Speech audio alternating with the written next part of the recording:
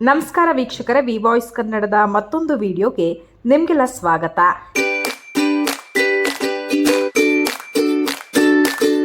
ಎಲ್ಲರ ನಿರೀಕ್ಷೆಯಂತೆ ಭಾರತ ಕ್ರಿಕೆಟ್ ತಂಡದ ಮುಖ್ಯ ಕೋಚ್ ಆಗಿ ಮಾಜಿ ಆರಂಭಿಕ ಆಟಗಾರ ಗೌತಮ್ ಗಂಭೀರ್ ನೇಮಕವಾಗಿದ್ದಾರೆ. ಅವರ ಆಯ್ಕೆಯನ್ನ ಬಿಸಿಸಿಐ ಗೌರವ ಕಾರ್ಯದರ್ಶಿ ಜೈ ಶಾ ಮಂಗಳವಾರ ಪ್ರಕಟಿಸಿದ್ದಾರೆ. 2024ರ ಟಿ20 ವಿಶ್ವಕಪ್ ಮುಕ್ತಾಯದ ನಂತರ ರಾಹುಲ್ ದ್ರಾವಿಡ್ ಅವರ ಅವಧಿ ಮುಗಿದ ಹಿನ್ನೆಲೆಯಲ್ಲಿ ಹೊಸ ಕೋಚ್ ಅನ್ನು ಆಯ್ಕೆ ಮಾಡಲಾಗಿದೆ. ಗೌತಮ್ ಗಂಭೀರ್ ಶೀಘ್ರವೇ ತಂಡದ ನೇತೃತ್ವವನ್ನು ವಹಿಸಿಕೊಳ್ಳುವಂತಹ ನಿರೀಕ್ಷೆ ಇದೆ. ಈ ಹಿಂದೆ ಬಹುತೇಕ ಗೌತಮ್ ಗಂಭೀರ್ ಅವರೇ ಆಯ್ಕೆ ಆಗ್ತಾರೆ ಎಂದು ಹೇಳಲಾಗ್ತಾ ಇತ್ತು. ಹಾಗಾಗಿ ಈ ಒಂದು ಘೋಷಣೆ ಕೇವಲ ಔಪಚಾರಿಕವಾಗಿದೆ ಅಂತಾನೆ ಹೇಳ್ಬೋದು.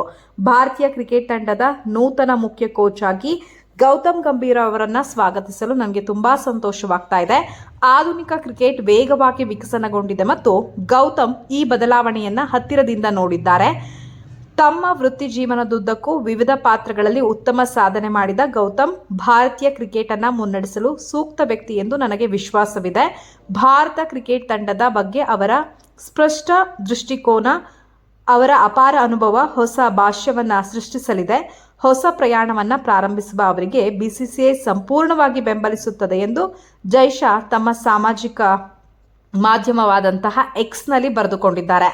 ಐಪಿಎಲ್ 2024ರ ಋತುವಿನ ದ್ವಿತೀಯಾರ್ಧದಲ್ಲಿ ಗೌತಮ್ ಗಂಭೀರ್ ಮುಖ್ಯ ಕೋಚ್ ಆಗಿ ನೇಮಕಗೊಳ್ಳುವ ಚರ್ಚೆಗಳು ನಡೀತಾ ಇದ್ವು. ಆ ಸಮಯದಲ್ಲಿ ಯಾವುದೇ ಔಪಚಾರಿಕ ಸಭೆ ನಡೆದಿರಲಿಲ್ಲ. ಗಂಭೀರ್ ಅವರಿಗೆ ಉನ್ನತ ಮಟ್ಟದಲ್ಲಿ ಈ ಹಿಂದೆ ಯಾವುದೇ ಕೋಚಿಂಗ್ ಅನುಭವ ಹೊಂದಿಲ್ಲ. ಆದರೆ ಐಪಿಎಲ್ನಲ್ಲಿ ಮಾರ್ಗದರ್ಶಕರಾಗಿ ಅವರು ಯಶಸ್ಸು ಕಂಡಿದ್ದಾರೆ. ಹಾಗಾಗಿ ಅವರನ್ನ ಭಾರತ ತಂಡದ ಕೋಚ್ ಆಗಿ ನೇಮಕ ಮಾಡಿರುವಂತಹ ಸಾಧ್ಯತೆ ಹೆಚ್ಚಿದೆ. ಗಂಭೀರ್ ಅವರು ಮೊದಲು ಕೋಚಿಂಗ್ ಕರ್ತವ್ಯವನ್ನ 2022ರಲ್ಲಿ ಲಕ್ನೋ ಐಪಿಎಲ್ ಫ್ರಾಂಚೈಸಿಯೊಂದಿಗೆ ಆರಂಭ ಮಾಡಿದ್ರು. ಅಲ್ಲಿ ಅವರು ಮಾರ್ಗದರ್ಶಕರಾಗಿ ಕೆಲಸ ಮಾಡಿದ್ರು.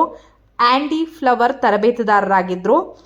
ಎಲ್ಎಸ್ಜಿ ಆ 2 ವರ್ಷಗಳ ಅಧಿಕಾರಾವಧಿಯಲ್ಲಿ ಪ್ಲೇ ಆಫ್ಗೆ ಪ್ರವೇಶವನ್ನು ಪಡೆದಿತ್ತು. 2017ರಲ್ಲಿ ಫ್ರಾಂಚೈಸಿಯನ್ನು ತೊರೆದಂತಹ ನಂತರ ಅವರು ಕೆಕೆಆರ್ಗೆ ಮರಳಿದ್ರು. 2 ಬಾರಿ ಪ್ರಶಸ್ತಿ ವಿಜೇತ ನಾಯಕನನ್ನ ಫ್ರಾಂಚೈಸಿಯ ಮಾರ್ಗದರ್ಶಕರಾಗಿ ನೇಮಿಸಲಾಯಿತು.